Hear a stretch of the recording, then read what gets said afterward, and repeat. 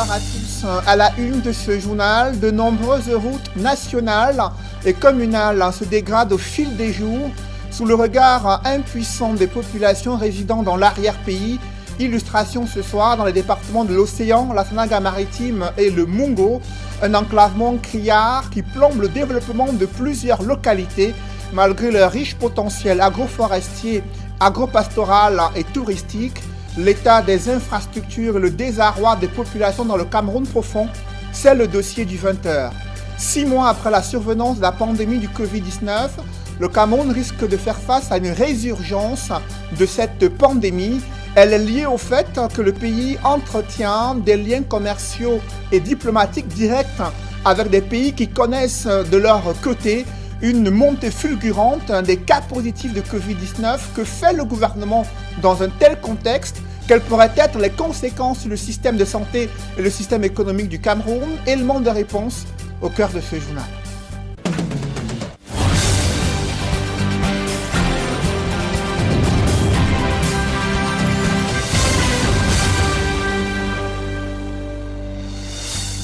Merci de suivre cette édition complète de l'information sur Equinox Télévision.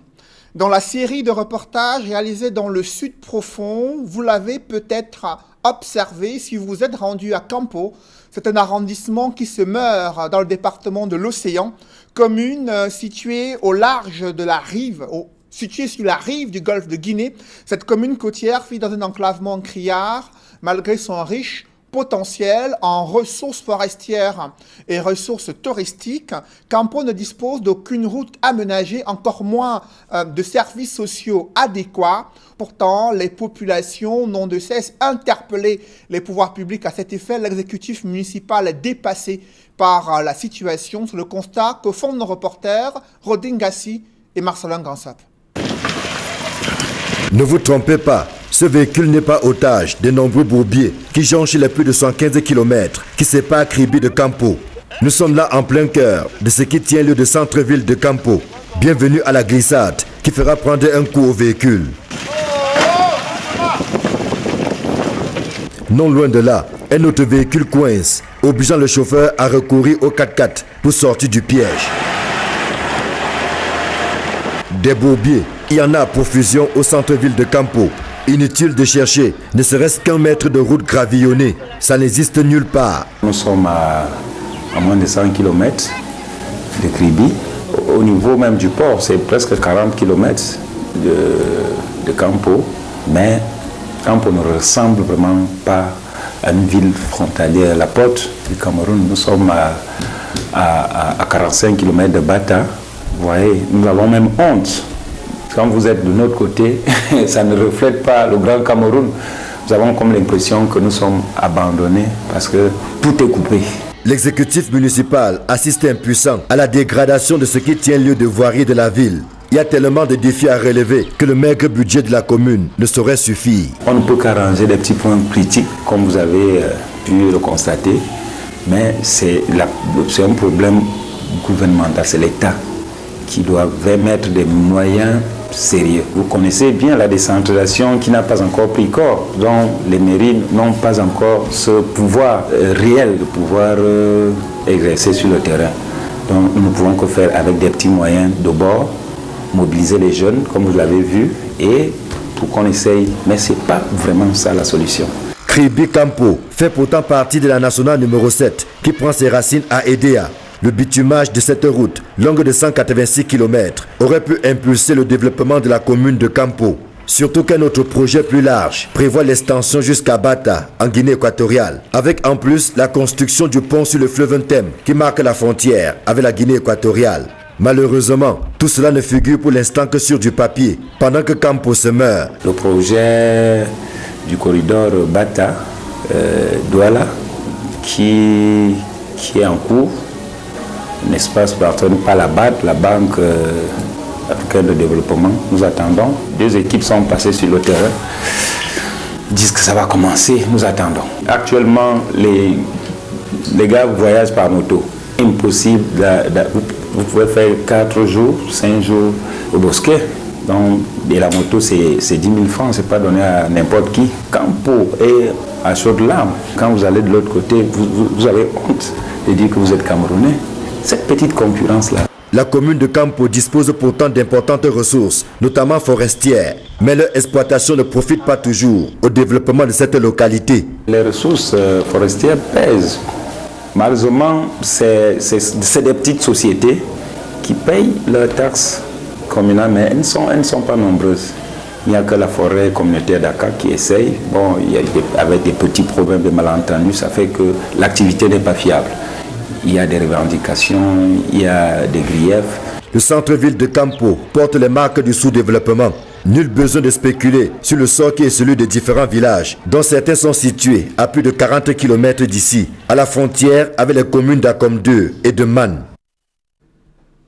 Le Cameroun enregistre au 10 septembre 2020 un cumul de 19 600 cas positifs de Covid-19 pour 18 448 personnes guéries contre 415 décès enregistrés et 742 cas actifs, dont 87 suivis en unité de prise en charge.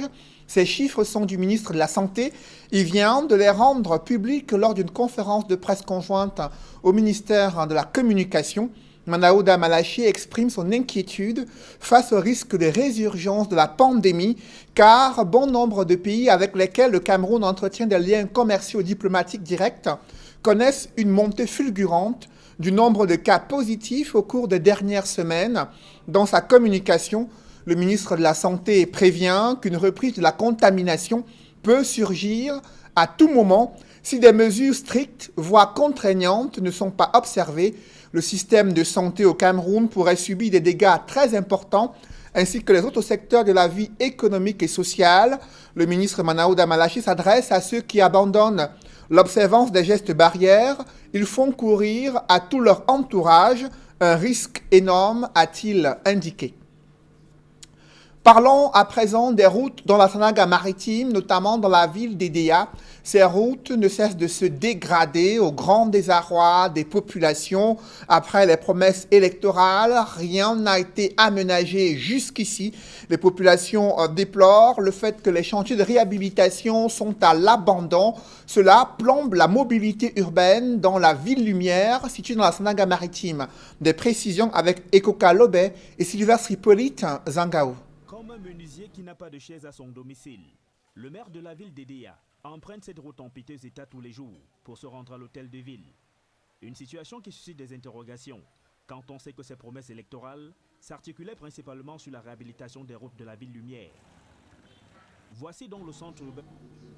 Nous y reviendrons. Restons dans la Sanaga maritime où plusieurs autres axes routiers sont en piteux état. Notamment l'axe qui mène à Mwanko, une localité riche en ressources touristiques et halieutiques. Pourtant, là-bas, le prix du transport a presque triplé. Les populations s'en plaignent, pointent du doigt la route dégradée. Reportage Ekoka Lobé et Julienne Berthebissaille. Dans le département de la Sanaga maritime, la route Edea-Mwanko est en mauvais état. Son parcours est entièrement parsemé de nids de poules et autres crevasses de toutes sortes. Devenue impraticable, les usagers de cette route ne savent plus où mettre la tête. La route là, elle est très gâtée vraiment. Elle n'est même pas praticable parce que nous souffrons tellement avec des eaux comme des rivières en pleine route. Gorgée d'eau de pluie qui tombe dans la zone, partir d'Edea pour Mwanko est désormais plus qu'une épreuve d'obstacle pour les conducteurs et voyageurs habitués de cet axe. C'est vraiment déplorable pour notre pays. C'est comme si l'autre côté du Cameroun était coupé. Parce que ça fait depuis un bon bout de temps, on a trop de la peine à circuler. Et les mardeaux et les bouviers qui sont en route, tantôt on nous dit qu'on va arranger, tantôt on arrange, ça s'empire du jour au jour. L'état de la route est très mauvais. C'est très mauvais, il y a les cassis partout. Il y a l'eau qui est là, on ne voit pas ce qui est à l'intérieur. On entre seulement, on ne parvient pas.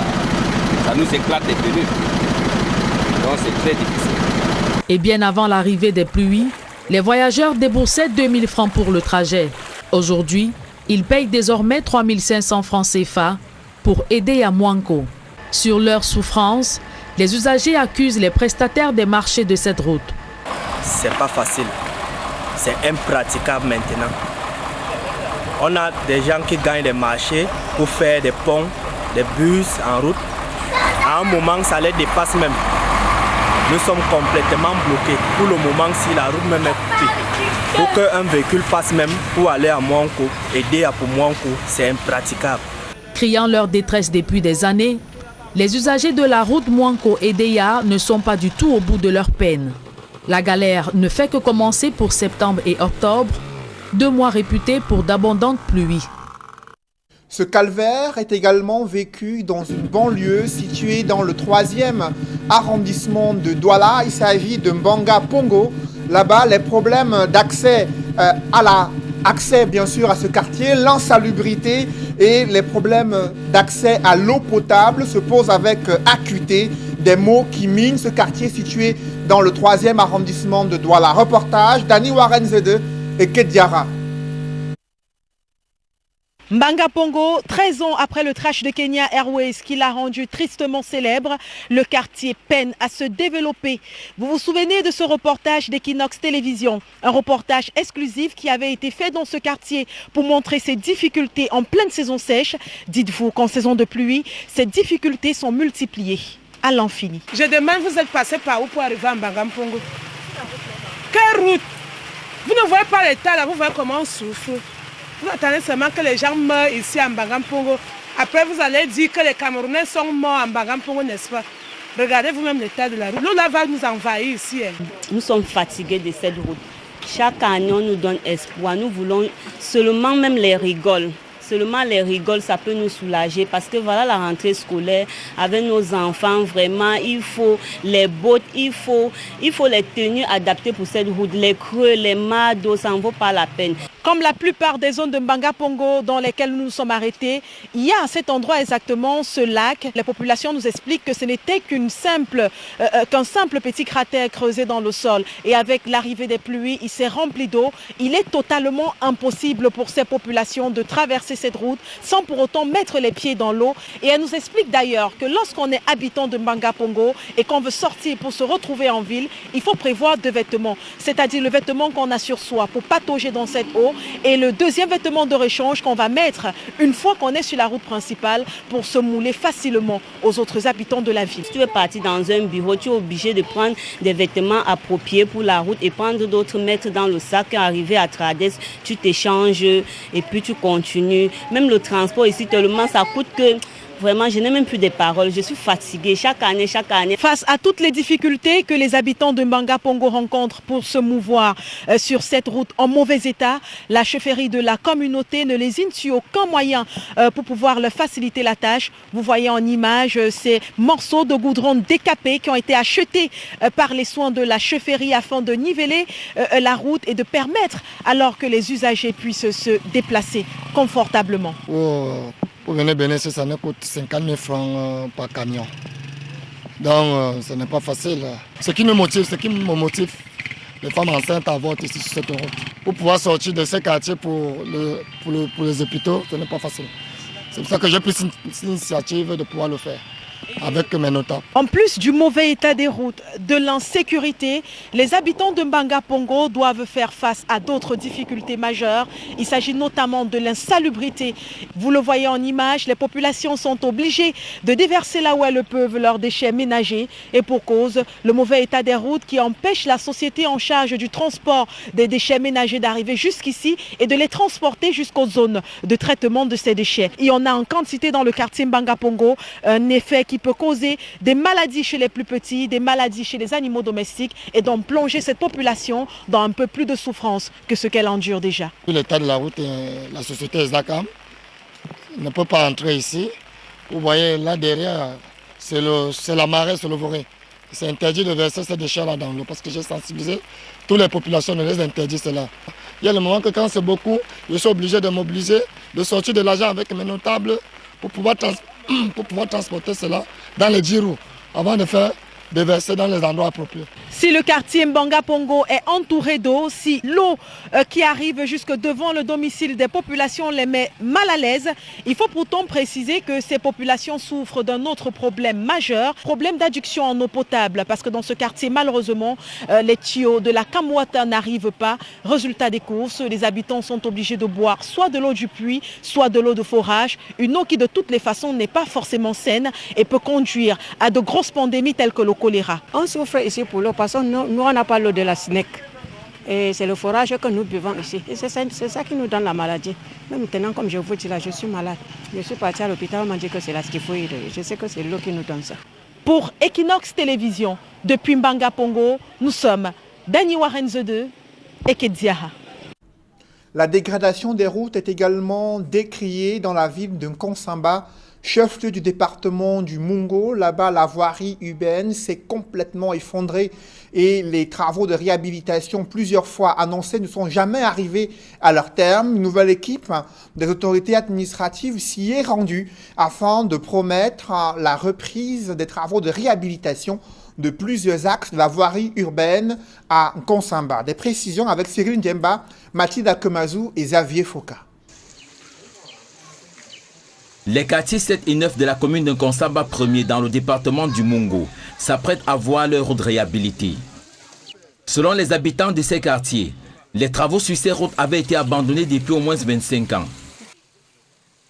Conséquence de cet abandon, comme dans plusieurs villes du pays, la largeur de la chaussée a été grignotée au fil des ans par les habitations. Il y avait débordé la chaussée.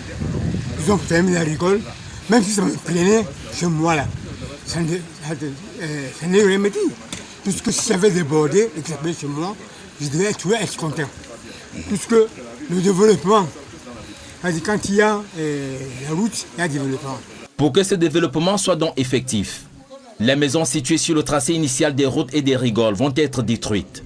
Ce qui explique ces matérialisations faites ça et là. Nous avons tracé.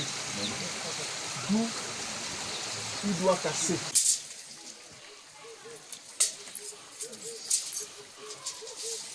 Et pour l'une des rares fois, les populations ne trouvent pas d'inconvénients. Je suis l'une des premières victimes. Donc vous voyez bien que je suis touché. Derrière moi, je suis touché. Mais c'est ainsi, il faut passer par là pour avoir le développement. Ne casse pas, on ne pourrait pas bien faire une bonne route. Mon souhait, c'est de casser pour remettre la route comme Mengambo avait pu tracer. Et si on ne casse pas, quelle route donc on pourrait faire? Afin de prendre la mesure du problème et des réalités, une mission du ministère de l'Urbanisme et de l'Habitat a effectué une descente sur le terrain dans les quartiers concernés. Et on a constaté que beaucoup de projets connaissaient assez de difficultés. Et le ministre a donc exclu cette mission pour qu'on vienne s'enquérir des raisons, pour que le maire nous fasse le point sur l'avancement des projets et que nous trouvions des solutions adéquates pour que ces projets soient menés à bon port. Les populations espèrent la réalisation de ces projets routiers en Nkonsamba 1er, car dans la plupart des cas au Cameroun, après des visites d'inspection de ce genre, les projets tombent dans les oubliettes. 30 ans après avoir été déguerpis sur les emprises d'une route nationale, les populations victimes des démolitions n'ont jamais été indemnisées. Cela fait seulement 2 ans que le décret présidentiel portant indemnisation a été signé. La majorité des bénéficiaires est morte. Leurs ayants droit ont manifesté à Bandjoun leur colère. Jusqu'ici, aucun copec ne leur a été donné. Pourtant, ils ont été victimes de casses de démolition il y a plus de 30 ans. De nombreuses familles déchirées qui crient leur colère dans ce reportage que signe le Claire Sakem. Nous avons été toujours nourris par cet espoir éphémère, avec ce rendez-vous éphémère. Il faut penser aussi que nous sommes des êtres humains, les Camerounais, comme tous les autres. Vous nous différenciez. Ce papa, c'est parti du collectif des déguerpis de l'Arcelour, Bafoussa Biaoundé. Depuis 38 ans qu'ils ont tout perdu, ces familles n'ont jamais reçu le moindre sou du gouvernement camerounais. Las d'attendre, elles ont bravé des kilomètres, pancartes en main, pour manifester devant la préfecture du Conquis. Nous sommes les déguerpis de l'Arcelour, Yaoundé, Bafoussa. Et si vous voyez ici, là, ça fait 38 ans que nos parents ont marché pour qu'ils soient indemnisés. Cela n'a jamais été fait. La présidente de la République a signé depuis le 20 décembre 2018 qu'on paye les Les déguerpis de Bandioun, nous sommes aujourd'hui en 2020. Nous ne sommes toujours pas payés. 38 ans, c'est un peu de trop. Voici la décision présidentielle qu'on a signée. Et nous ne voulons pas. Nous sommes de ceux qui aiment la paix dans ce pays. Nous voulons qu'on nous paye. 38 ans après, 45% de ces déguerpis sont décédés sans avoir perçu le moindre radis pour se faire soigner. Ce déguerpissement a provoqué la dislocation de certaines familles. Depuis qu'on a détruit notre village, on a porté notre père et posé dehors avant de détruire. Depuis le temps là, notre père on lui posait partout. Manque là, notre père devait rester. Et notre père est mort. On ne nous a rien donné. Et encore le successeur, il a marché sur ça jusqu'à fatiguer. Le successeur est encore mort. On dit qu'on doit nous payer. On ne nous donne absolument rien. Et toutes ces femmes sont mortes. Toujours dormir par-ci, par-là. Demander les maisons pour dormir là-bas. La majorité sont décédés. Et nous, aujourd'hui, les enfants, nous ne sommes pas prêts. Nous ne pensons pas que nous allons mourir pour qu'on puisse venir payer l'argent là, soit à nos petits-fils ou à nos arrière-petits-fils. En l'absence du maître des lieux, c'est le deuxième adjoint, Oumaro Bouba, qui a creusé le fil juste pour désamorcer cette bombe. On s'est dit que bon, l'année 2019, je sais que ce n'était pas inscrit dans le budget. Cette année 2020, on espère que c'est inscrit dans le budget et que ça sera payé. Bien que vous connaissez les problèmes que vit le pays avec la crise du corona, tout ça. Il y a un problème de fond pour le moment, mais on espère que ça a été inscrit au budget. Et si ça a été inscrit, c'est bien sûr que vous serez payé. Et vous ne serez pas payé ailleurs, c'est ici dans cette salle que tout se fait. Il faut surtout beaucoup remercier, on fait beaucoup d'efforts. Et ça aboutit à un décret d'indemnisation signé par le Premier ministre le 2 janvier 2019 qui a décidé de payer. En tout cas, on paye tous ces riverains qui n'avaient pas été indemnisés depuis 1982. En 1982, les travaux de construction de l'axe lourd Bafoussam-Yaoundé ont entraîné le déguerpissement de 450 personnes dans les arrondissements de Pomonier et Djebem dans le Konki. Les experts avaient recensé les maisons, cultures et tombes pour un montant de 1,7 milliard de francs CFA. Chaque pays, on va vous payer, on ne nous paye pas, on ne nous paye pas. Depuis grâce à trop. Après le relâchement observé dans l'application des mesures barrières, la Croix-Rouge française veut inciter les Camerounais à respecter des mesures de prévention contre la pandémie du Covid-19. Une stratégie de sensibilisation a été mise à cet effet, mise en place afin d'éviter une deuxième vague de contamination. D'autres détails avec Ike Cyril. Depuis la levée de certaines mesures barrières par les pouvoirs publics, l'on observe un refroidissement dans la lutte contre le coronavirus. Afin de redonner goût aux populations, la Croix-Rouge française lance un concours sur le respect des gestes barrières dans la commune d'arrondissement de Yaoundé 4. C'est un jeu concours qui vise à faire respecter les mesures barrières au sein des principaux marchés et gares routières du district de santé de Nkoldongo. Donc on va évaluer les différents sites en compétition, notamment sur le respect du port du masque et du lavage des mains. Dans les rues de Yaoundé, il devient de plus en plus difficile de rencontrer des citoyens qui abordent un cache-nez. Tout comme il est devenu rare de voir certaines personnes se laver les mains avant d'accéder à certains lieux publics. Dans le cadre du concours annoncé par la Croix-Rouge française, des agents de santé vont sillonner des sites précis afin d'appréhender cette réalité. Les agents de santé communautaire du district de santé qui vont passer régulièrement pour prendre des photos au sein des différents sites en compétition. Et sur ces photos, on va pouvoir faire un pourcentage des personnes masquées par rapport à l'ensemble des personnes qui sont visibles sur cette photo. On va faire ça une fois par semaine et à la fin du jeu, on fait la moyenne et ça nous permettra de définir quel est le site qui fait le mieux respecter le port du masque notamment. Des autorités camerounaises ont maintes fois annoncé des campagnes de répression contre le non-respect des mesures barrières, mais qui sont mortes avant même d'exister. L'initiative de la Croix-Rouge française, dont la salle des actes de la mairie de Yaoundé 4 a servi de rampe de lancement, sera-t-elle la bonne? Just wait and see. Dans le reste de l'actualité, le torchon brûle à la municipalité de Banka, dans le département du Honkam. L'exécutif municipal et les conseillers municipaux se déchirent sur les pouvoirs et attributions à donner aux commissions chargées de veiller au développement de cette commune. D'autres précisions avec Andine Gagnou et Eric Fopossi.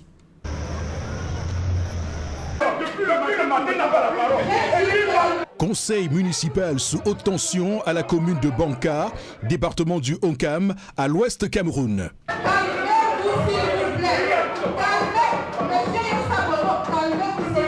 Réunis pour le vote du compte administratif 2019 de la commune, des conseillers municipaux s'énervent contre leur maire. Ils lui reprochent d'avoir désigné les présidents des commissions sans consultation préalable. L'article 181 de votre Bible, ça devrait être votre livre de chevet. En votre qualité de conseiller municipal, dispose que le conseil municipal peut former au cours de la dernière session annuelle pour le compte de l'exercice à venir des commissions pour l'étude des questions entrant dans ses attributions. Chaque commission comprend en son sein un président et un secrétaire. Alors commence la bataille juridique. La loi portant code général des collectivités territoriales décentralisées est mobilisée pour faire comprendre au maire qu'il n'a rien à faire dans la mise en place des commissions pour l'examen du compte administratif. Le même code dispose en son article 469 qu'au cours de la session consacrée à l'adoption du compte administratif, l'organe délibérant élit un président de séance. Les membres de l'organe exécutif assistent au débat, mais se retirent au moment du vote. Pour ce premier conseil municipal, sous le règne du parti MCNC, Mouvement Citoyen National Camerounais, le risque de voir capoter la session est présent. Faut-il continuer avec les commissions choisies par le maire ou reprendre le processus séance tenante? La question passe au vote. On valide les travaux de la commission qui a été travaillée ou non? C'est nous.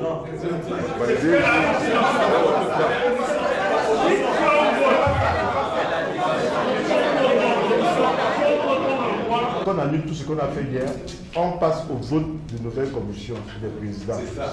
Voilà, et donc on annule la suite, ça veut dire que le vote du compte administratif, on revient un autre jour pour le conseil administratif. Finalement, victoire du camp qui souhaite la reprise du processus de désignation des commissions.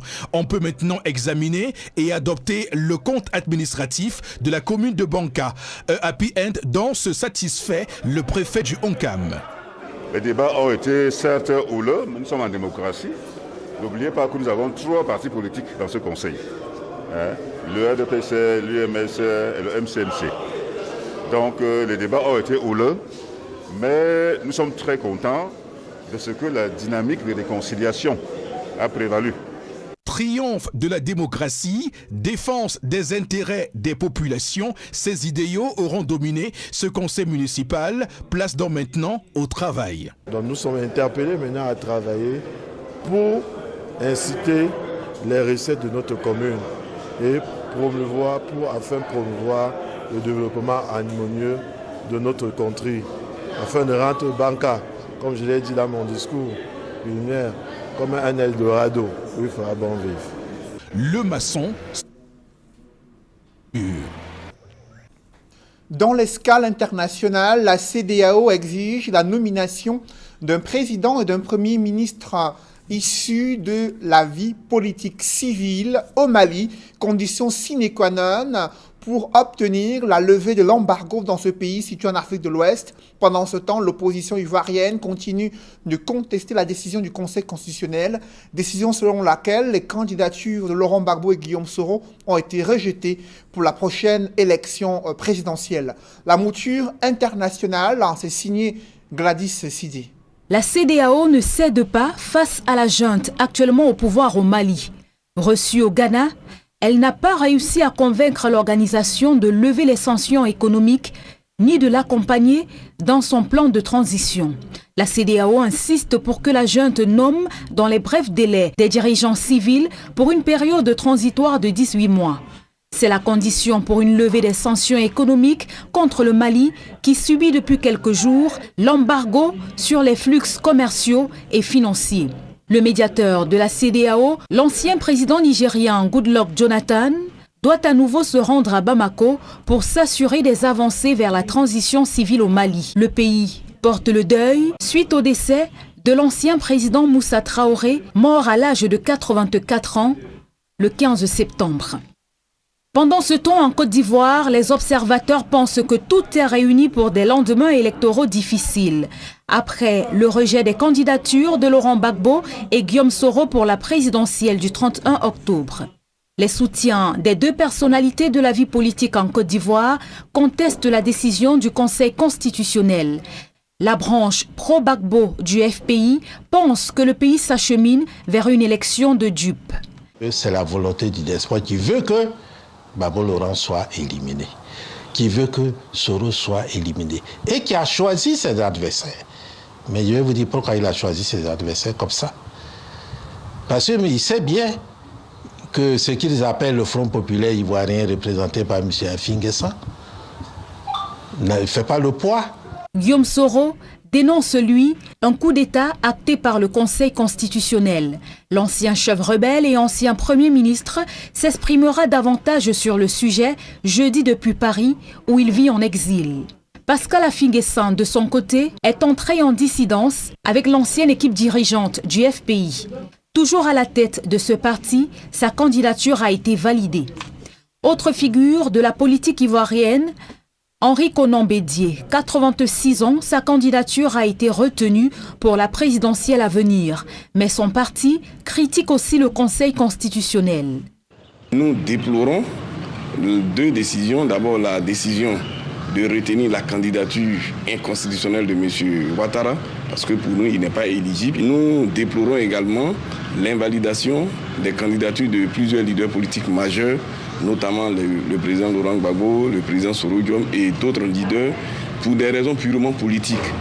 Pour plusieurs, ce climat de tension augure des lendemains électoraux difficiles en Côte d'Ivoire. Les autorités ont récemment interdit les manifestations publiques, une interdiction prolongée jusqu'au 30 septembre. La fin de ce journal, merci de l'avoir suivi.